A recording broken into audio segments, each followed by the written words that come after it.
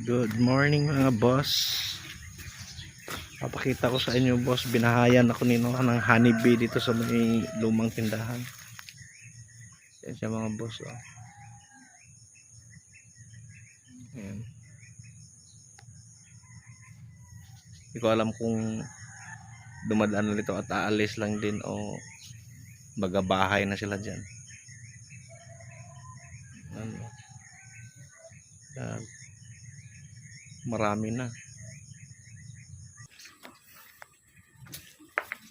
Yun mga boss, galing dito yung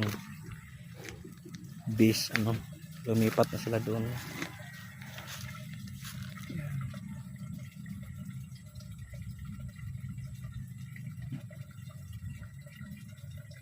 Pwede lapitan, baka makagat tayo.